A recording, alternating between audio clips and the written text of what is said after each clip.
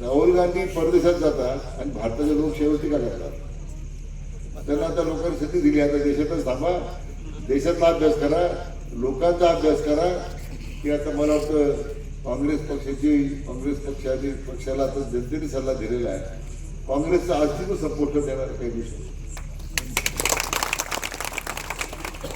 महाराष्ट्रात काही वेगळी स्थिती नाही आहे.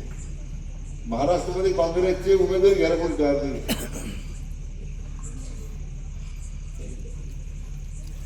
आता जेवढ्या स्थानिक स्वराज्य संस्थेच्या राज्यामध्ये निवडणूक होऊ घातलेल्या आहे, तुम्ही पहा की आता काँग्रेसमध्ये काय स्पर्धा सुरू काही ठिकाणी. काँग्रेसचे 20 लोक उभे राहिले पाहिजे, आमचे 10 उभे राहिले पाहिजे. काँग्रेसचा आग्रह काय नाही, आमचे 10 राहू दे, तुमचे 20 राहू दे, माणसं नाही उभे राहिले. एखाद्या पक्षाची एवढी केविलवाणी अवस्था निर्माण होणं, याची काय दुर्दैव असलं पाहिजे.